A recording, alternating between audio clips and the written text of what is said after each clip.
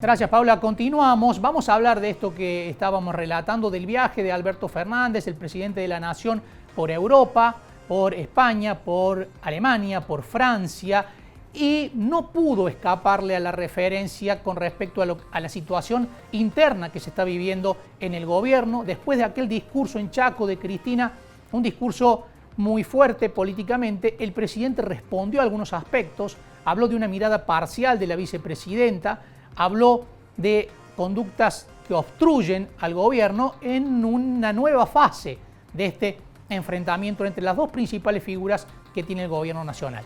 Para analizar esta situación ya estamos en comunicación por Zoom con Gustavo Marangoni, politólogo. Muchísimas gracias, Gustavo, por atendernos. Hola Marcos, buenas tardes, gracias por la comunicación. Gracias a vos. Bueno, Gustavo, ¿cómo viste la respuesta del presidente? Una respuesta que se produjo en España con respecto a lo que Cristina Fernández dijo en su discurso de Chaco, que fue un discurso políticamente muy potente, ¿no? Sí, así es. Me parece que la elección de responderle desde España está casi vinculada a la imposibilidad de la presidenta de responderle inmediatamente, porque en el ejercicio de la presidencia no correspondería que se involucre nuevamente en un debate. De alguna manera es poder contestar y saber que el otro, por lo menos por unos días, no va a tener la oportunidad, por lo menos en términos personales, de la contrarrespuesta. Ahora, una visión más amplia, y te diría que casi que lo han obligado al presidente, ¿no?, a responder. Él venía señalando que no quería subirse al ring, etcétera, pero al principio fueron ministros de la provincia de Buenos Aires, diputados, senadores, referentes del mundo periodístico alineados con el kirchnerismo. Bueno, finalmente la propia vicepresidenta ya en los términos de Vicky Zipolitaki le estaban haciendo demasiado bowling, ¿no?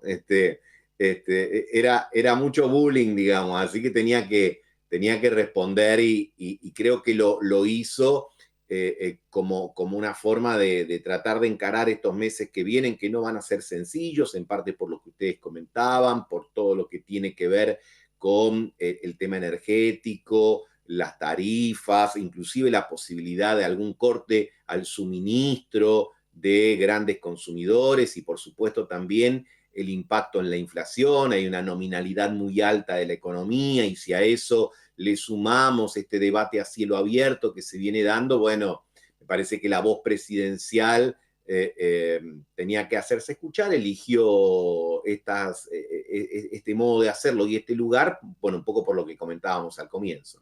Hubo una ratificación en dos sentidos, Gustavo, ¿no? Por un lado, política, funcional, el presidente diciendo el que toma las decisiones finalmente soy yo, pero también una ratificación del rumbo económico, además con un cuestionamiento a una concepción muy arraigada que tiene la vicepresidenta con respecto a la importancia o no de sostener cuentas en déficit, ¿no?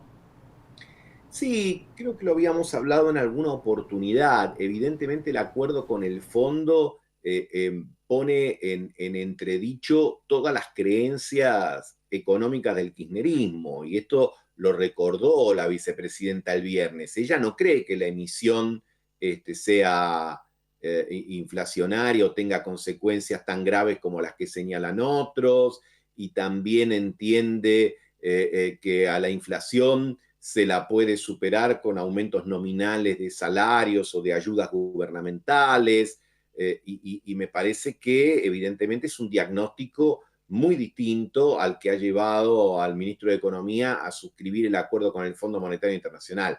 Me parece a mí que hace rato ya, desde la derrota en las PASO del año pasado, el Frente de Todos entró en un proceso de descomposición y creo que con bastante seguridad uno puede afirmar que en el 2023 seguramente la nomenclatura no va a ser Frente de Todos. Inclusive, primero por una cuestión de marca, ya es una marca muy gastada, pero además porque me parece que es muy difícil seguir conteniendo lo que hoy contiene cuando los contenidos son tan diferentes. En términos gubernamentales y de imagen del gobierno, por supuesto, este entredicho entre el presidente y la vicepresidenta no ayuda porque sigue ahondando la incertidumbre. Pero en términos personales, Alberto Fernández, que haya salido a contestar, ¿le contribuye en cuanto a su imagen política? Es decir, por lo menos es alguien que, bueno, decidió desde el discurso al menos plantarse. Veremos, ¿no? Veremos porque hay que ver si esto es una golondrina que, como ya dice el dicho, no hace verano, o es una bandada bueno, supone una diferenciación sistemática de parte del presidente. Lo digo porque en anteriores oportunidades el presidente es como que ha ido y luego ha vuelto respecto a determinadas posturas. Creo que en esta alternativa o en esta coyuntura, perdón, no tiene otro camino que seguir porque, bueno, además porque ha obtenido un respaldo su ministro de Economía de lo que se llama el Círculo Rojo o el establishment en los últimos días respecto a la necesidad de mantener determinados parámetros, sobre todo en lo que refiere a la corrección de los subsidios y a otras cosas, digamos, ¿no? Creo que de todas maneras los meses que vienen traen conflictos de naturaleza política que probablemente perdurarán y también de naturaleza económica, ¿no? En el segundo semestre no va a haber la oferta de dólares que hay hoy y probablemente el envión de la economía que viene del 2021 se vaya de alguna manera siendo más leve, menos notorio. Hoy todavía hay sectores que tienen un razonable nivel de actividad prepandemia, pero la incertidumbre de ver si esto va a continuar. Así que vamos a ver, digamos, una serie de tiras y aflojes. Yo creo que en el oficialismo que está alrededor del presidente está la idea de llegar a noviembre y confiar que el mundial y las vacaciones prácticamente pegadas le den 2 meses de tranquilidad, pero ese tipo de cálculos a veces pueden ser voluntaristas.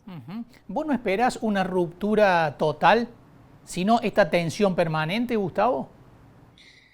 Bueno, en principio me inclinaría por esa, en el corto plazo, por ese escenario, ¿no? Por el de un estrés, el seguimiento de esta dinámica de pimpinelismo de Estado, digamos, donde a la luz del día y en un escenario se dicen, como se decían los hermanos Lucini y Joaquín Galán, ¿no? En la ficción, me engañaste, me mentiste, etcétera, pero sin consumar, me parece aún, el divorcio definitivo, ¿no?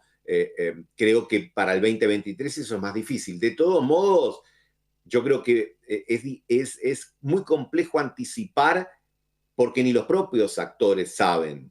Entonces, uno en todo caso tendría que ya ponerse más en el ámbito del azar o de tratar de adivinar, y uno obviamente busca correrse de ese rol que es más propio de astrólogos que de politólogos, digamos, ¿no? Pero es un escenario contemplable el hecho de que la tensión continúe en algunos meses y después cuando el proceso electoral obliga a las definiciones, bueno, se generen otro tipo de realineamientos, visto y considerando que hay diagnósticos muy diferentes de cómo está la economía y cómo debe seguir. Bueno, ayer el presidente mencionó la posibilidad de canalizar las diferencias en una PASO, ¿no? ¿Tiene con qué el presidente hoy para enfrentar al kirchnerismo que conserva cierto aparato, principalmente en provincia de Buenos Aires? Mira, yo creo que hay que considerar si las PASO son el instrumento para poder saldar esas diferencias, porque ¿cuál es la idea de las PASO? Ordenar la oferta interna de sectores que más o menos tienen las mismas conceptualizaciones de los problemas y de las soluciones, pero las lógicas ambiciones personales. Pero la PASO no te sirve para poder sintetizar el agua y el aceite. Entonces, la pregunta es, si esto es una discusión que solamente involucra quiere ser Marcos o quiere ser Gustavo, yo te digo, bueno, vamos a una PASO porque los dos queremos lo mismo, hacer un programa de televisión. Ahora, si vos querés hacer uno de televisión y yo uno de radio, o vos querés ir por la mañana y yo por la noche, bueno, no sé si las PASO son la herramienta para dirimir las diferencias más profundas, ¿no? Porque en última instancia me parece a mí que a partir del 2023 la sociedad de cualquier fuerza política lo que va a demandar es un liderazgo claro y nítido, porque de alguna manera siempre la sociedad reclama lo que le faltó en la última etapa y en esta claramente falta liderazgo. Gustavo, muchísimas gracias, como siempre, un placer hablar con vos. Igualmente, que tengas un buen día. Igualmente. Gustavo Marangoni, politólogo, que nos ayuda a entender el contexto actual de la situación política del país, en la que conviven dos visiones muy diferentes dentro del propio oficialismo con respecto a la marcha de la economía, pero sobre todo hacia dónde debe dirigirse el plan de gobierno tendiente precisamente a solucionar la crisis económica. Nos decía Gustavo que indefectiblemente en 2023, si es que se llega en este estado de situación, deberá dirimirse de alguna manera porque lo que se requiere después de lo que se está viviendo actualmente es una figura de liderazgo nítida que precisamente establezca una dirección y a partir de allí, de esa dirección, genere un encolumnamiento de la acción y de la concepción del gobierno, cualquiera sea, en un mismo sentido. Por ahora lo que veíamos es un deterioro en los índices de imagen del gobierno nacional. Veíamos hace poco una encuesta hecha por Suban Córdoba que además no solamente implica un deterioro en la imagen, sino también una especie de copamiento de la agenda del discurso opositor, porque la mayoría de la gente tiende a pensar actualmente la política con conceptos que corresponden más a la oposición que al oficialismo.